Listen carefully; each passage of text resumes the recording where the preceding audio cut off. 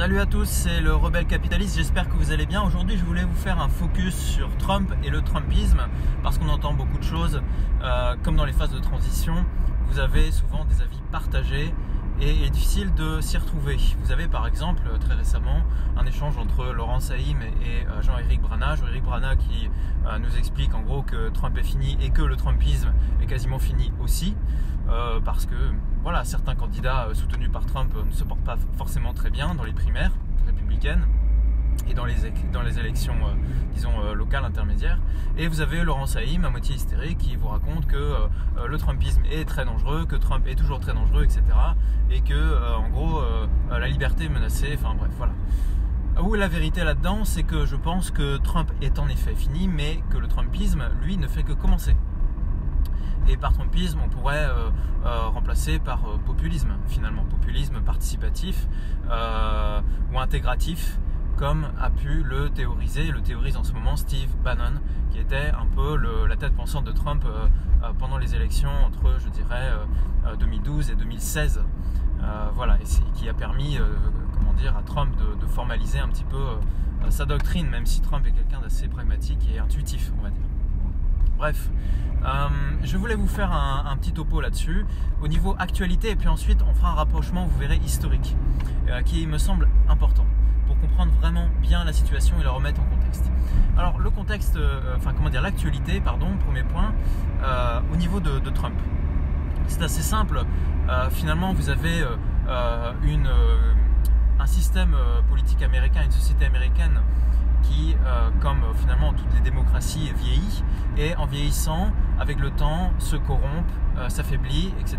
Vous avez l'establishment finalement qui prend la place des élus et qui gouverne de façon très stable et presque unilatérale et unipolaire à la place des alternances politiques. Vous avez quelque chose de très stable qui se met en place. C'est ça que voulait casser Donald Trump, parce qu'il avait bien senti que l'establishment ne travaillait plus pour le peuple américain, mais travaillait d'abord pour ses intérêts à lui. Et c'était donc le grand slogan de Trump qui résumait finalement toute sa campagne de 2016, c'était « Drain the swamp ». Il faut curer le marigot, il faut curer le marécage, il faut nettoyer tout ça, virer tout un tas de gens et repartir sur des bases saines. Et sur cette, sur cet élément de langage, sur ce slogan électoral, vous avez toujours besoin de slogans assez simples et frappants, mais il y avait une base de vérité qui était énorme et qui a permis à Trump de gagner, d'autant plus que Hillary Clinton était quelqu'un de très corrompu, qui avait trempé dans tout un tas de scandales, notamment l'uranium russe, mais pas que. Et donc Trump a gagné sur cette base.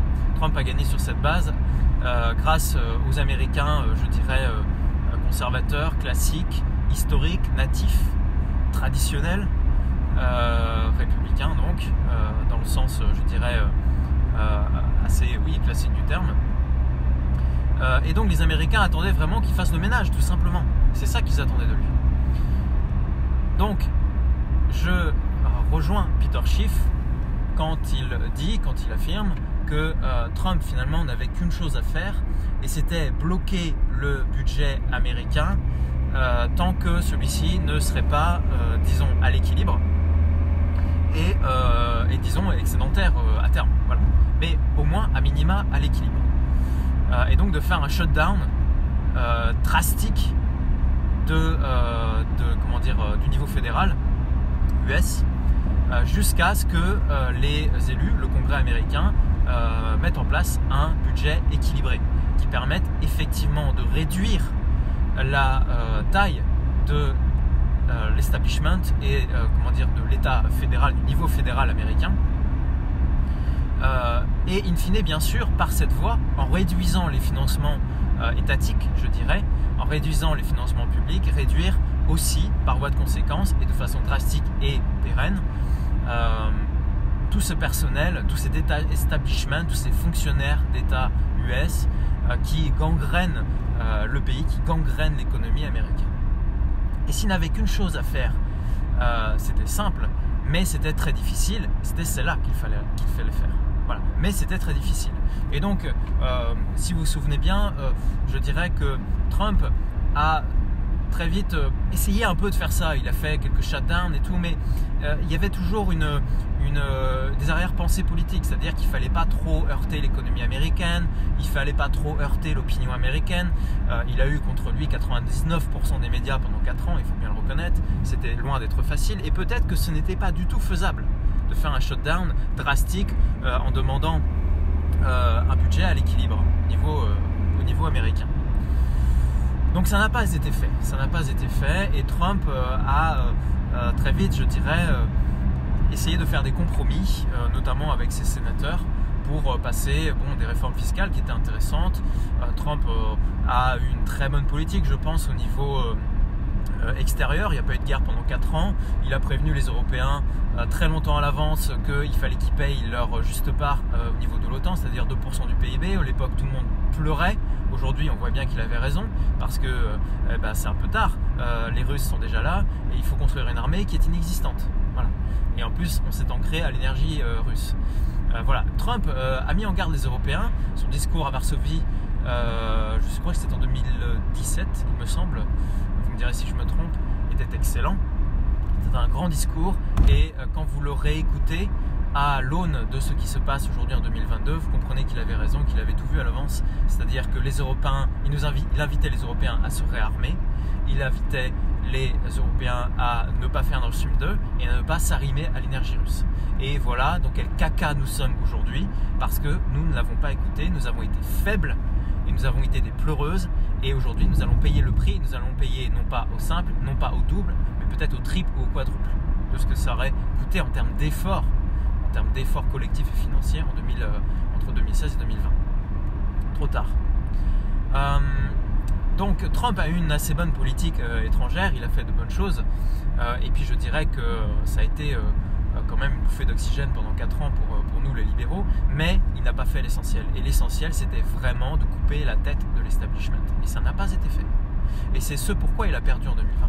Okay, son électorat était globalement assez bien mobilisé, mais globalement aussi quand même moins qu'en 2016, moins fervent qu'en 2016, et les démocrates, eux, à côté, étaient fanatisés par 4 ans de propagande et voulaient prendre leur revanche. Voilà.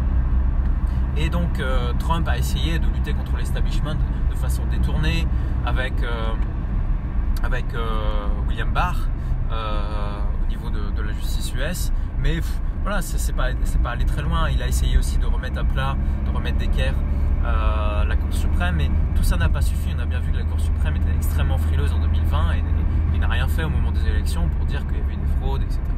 Mais peu importe les fraudes, il y a sûrement eu des fraudes, et peut-être que sans ces fraudes, Trump aurait gagné, mais ça aurait été une victoire à la Pyrrhus, une victoire étriquée, et je pense qu'il n'aurait pas pu faire grand-chose pendant 4 ans. Bref. Voilà pour ce que je pense de Trump. Je pense que Trump est fini aujourd'hui parce qu'il a déçu les Américains. Il n'a pas fait cette révolution, il n'a pas fait exploser le système pour le faire repartir sur des basses scènes. Et c'est ce pourquoi les Américains ne tiennent pas forcément à le revoir. Et c'est ce pourquoi vous avez aujourd'hui des distorsions, des tensions au niveau de l'appareil républicain, parce que on pense que Trump est fini. Et puis en plus, vous avez la persécution judiciaire qui continue. Donc pourquoi refaire confiance à quelqu'un qui finalement est un peu déçu et qui en plus de ça est complètement, et je dirais de façon injuste, poursuivi par les juridictions américaines pour X raisons qui jusqu'à aujourd'hui se sont révélées complètement fausses.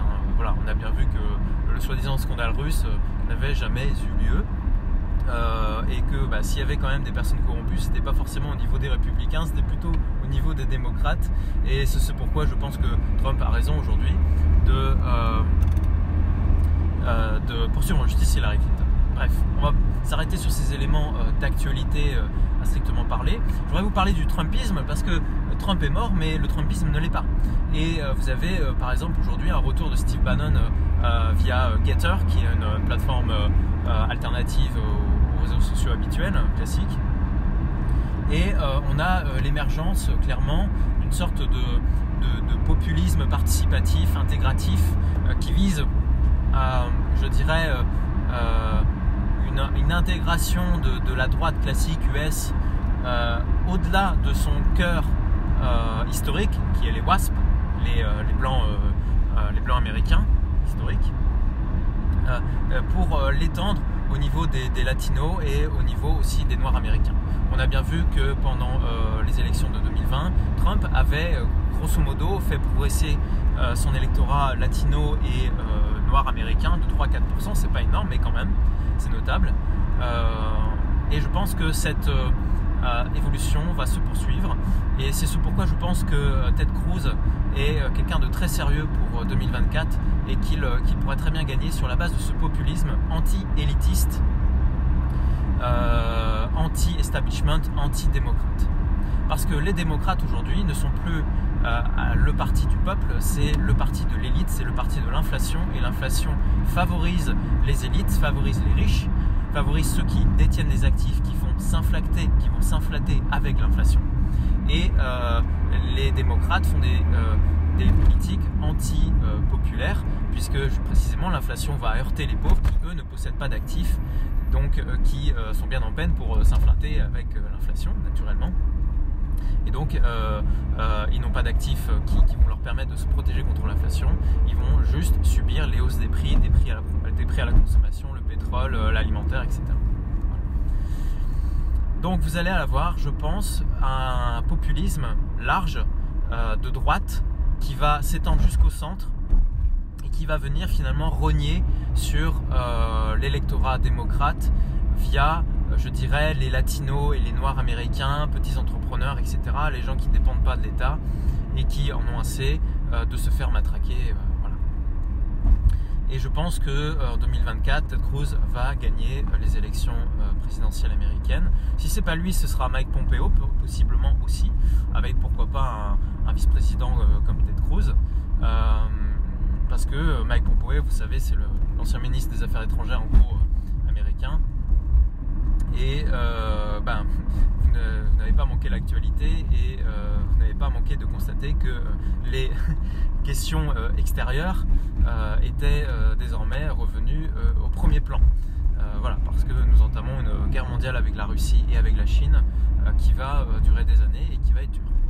Et donc il est possible que Mike Pompeo, à la faveur de ces questions étrangères désormais prédominantes, revienne au premier plan. On verra bien.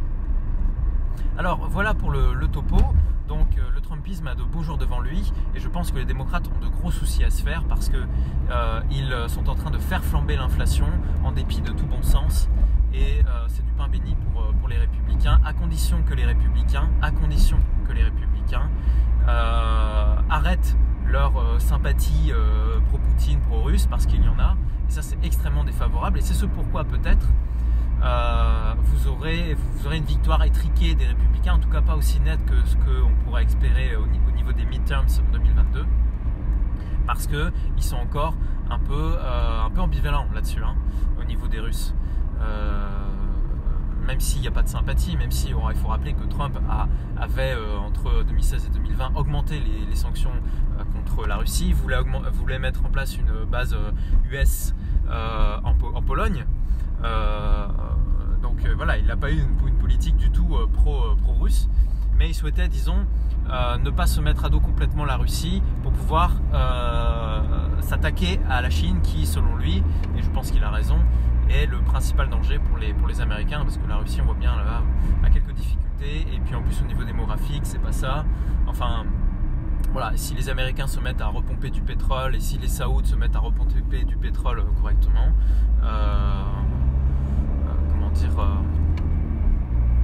ça devrait le faire pour saper les Russes. Bon, ça passera par une guerre qui va être chaude, qui va être dure, dans les pays baltes et ensuite en Pologne probablement, frontière polonaise, mais ça devrait le faire à terme. Sauf que bon, la Chine c'est un plus gros morceau à avaler pour les Américains et l'Occident. Voilà ce que je voulais dire sur l'actualité. Alors le rapprochement historique, pour remettre tout ça en contexte, parce que il me semble que Philippe Fabry a particulièrement raison de faire ce rapprochement entre les États-Unis et la Rome antique. Et si vous voulez, aujourd'hui le Trump et le Trumpisme sont à la croisée des chemins si on étudie la trajectoire américaine au regard de la trajectoire de la Rome antique. C'est-à-dire que Trump, finalement, est, je dirais, dernier des patriciens et le premier des populares. Alors je vous explique.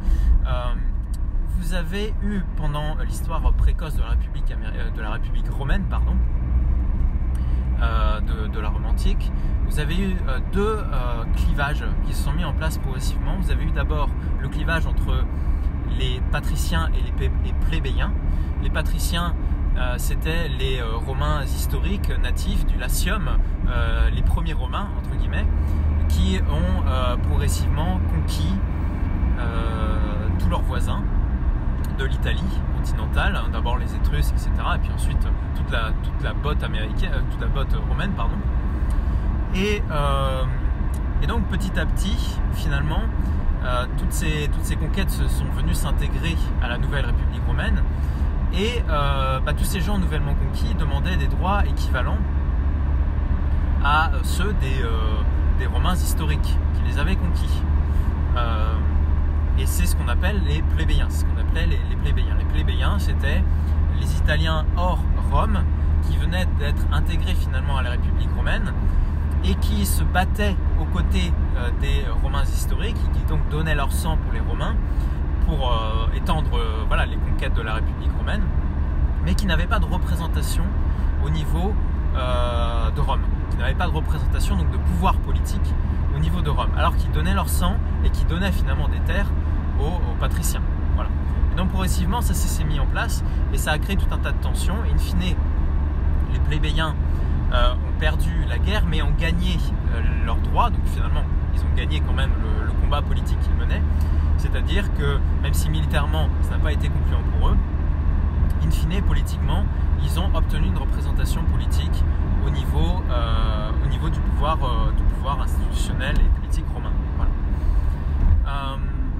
Pourquoi je dis que Trump est dernier des patriciens? Parce que Trump est un WASP classique. Parce que il a une image finalement, je veux dire, pas forcément très disons qu'il n'est pas représentatif évidemment de la diversité américaine actuelle, avec les latinos, avec les noirs américains, son administration, même s'il y avait Ben Carson en ministre du logement, il me semble, c'était quand même assez peu représentatif de la diversité américaine, son gouvernement. On va pas dire l'inverse. Donc c'est un WASP classique, c'est un patricien américain qui finalement on a vu pendant son mandat a évolué et s'est de plus en plus tourné vers les latinos, etc. Et pour in fine se concentrer fortement sur ces minorités et puis gagner un électorat supplémentaire au niveau de ces minorités. Donc il a fait cette transition, c'est un patricien finalement qui est devenu un peu un plébéien, mais ça reste un patricien. Et ça c'est pas le plus important, même si vous voyez cette évolution, cette évolution qui tient en compte finalement l'évolution de la démographie américaine avec sa diversité et qui fait pendant à cette lutte entre plébéiens et patriciens romains. Sauf que vous avez quand même une différence, c'est que les plébéiens étaient beaucoup plus nombreux par rapport aux patriciens qu'aujourd'hui les noirs américains ou les latinos le sont par rapport aux WASP. Les noirs américains, ça représente même pas 15% de la population américaine, et c'est pour ça que vous avez une évolution qui a été plus lente au niveau de la représentation politique que ça n'a été au niveau de la représentation politique des plébéiens par rapport aux patriciens romains. Et qu'est-ce qui me fait dire ça? Qu'est-ce qui peut faire dire ça? C'est que tout simplement, vous avez vu en 2020 les émeutes raciales, et on peut considérer que finalement la guerre de sécession américaine, ça a été un peu aux États-Unis ce que à Rome a été la guerre entre les patriciens et les plébéiens. Sauf que cette guerre de sécession américaine a effectivement donné en théorie et en pratique quand même, mais marginalement, des droits aux Noirs américains qui ont été intégrés progressivement à la société américaine. Mais vu que les Noirs américains étaient moins de 15% de la population, contrairement aux plébéiens qui eux représentaient peut-être 50% de la population de la botte italienne, eh bien leur représentation au niveau du pouvoir politique in fine US de ces Noirs américains a été quand même relativement progressive, faible, etc. Et donc c'est pourquoi on peut dire finalement que les émeutes raciales en 2020 sont un peu la fin de la guerre de sécession US, la fin de cette guerre entre patriciens et plébéiens américains, et que cette guerre a été gagnée par les plébéiens. Cette guerre a été gagnée par les plébéiens, et donc les minorités US aujourd'hui sont sont nettement plus représentées dans le pouvoir politique US qu'auparavant. Voilà. Et là-dessus, les démocrates ont joué un rôle. Cela dit, on voit de plus en plus qu'on s'oriente vers un autre clivage, une autre fracture, et c'est le deuxième clivage romain qui fait penser cela. Et ce clivage, c'est celui entre les optimates et les populares. Et finalement, Trump est le dernier des patriciens et le premier des populares. Alors qu'est-ce que c'est les populares et les optimates? Les optimates, d'abord, c'est un peu les conservateurs, c'est un peu les traditionalistes, c'est-à-dire ceux qui sont attachés aux institutions historiques, naturelles américaines, et initialement, donc pour filer la comparaison avec Rome, les optimates, c'était ceux qui étaient vraiment favorables aux institutions républicaines originelles. En comparaison, donc, les populares, eux, ce sont ceux qui veulent affaiblir les institutions historiques traditionnelles, donc romaines et US, notamment le pouvoir du Sénat, l'équilibre des pouvoirs, etc., pour arriver à une représentation plus directe et un système finalement plus unipolaire, plus présidentiel, si je puis dire. Et c'est exactement ce qu'on voit aujourd'hui avec finalement le populisme américain qui explique que il y a cet establishment qui est vérolé, qui représente une certaine frange historique des natifs américains, des natifs US américains, et qui bloque le système, qui bloque l'évolution du système. Et par rapport à ça, vous avez les populistes américains, donc les républicains de type Steve Bannon, Trump, etc., qui eux veulent que le peuple soit représenté directement, soit représenté au niveau de ses intérêts, et soit défendu d'une façon franche, et large et directe. Voilà. Et c'est ce qui me fait penser que Trump et le Trumpisme, au-delà de Trump, parce que bon, Trump pour moi est fini en effet, Trump est le premier des populares, Steve Bannon est un populares, et aujourd'hui les démocrates sont des optimates. C'est des gens qui luttent pour des positions acquises indues. On voit bien que ce sont des gens qui n'ont pas le niveau, ce sont des gens qui sont en train de préparer une catastrophe économique aux États-Unis, et finalement une guerre civile, parce que l'inflation aux États-Unis, ça va mal se passer. Et je peux vous dire que quand les Noirs américains vont comprendre que toutes les politiques des démocrates pro-inflation, pro-subvention, pro-aide de toutes sortes, pro-dépenses publiques, etc., les impactent directement dans leur pouvoir d'achat via l'inflation, eh bien ils vont se retourner vers un Ted Cruz par exemple, vers des républicains qui auront un peu adouci leur côté traditionnaliste et qui se sont retournés vers, comme le dit Steve Bannon, un populisme participatif, intégratif. Voilà. Et ça, c'est révolutionnaire.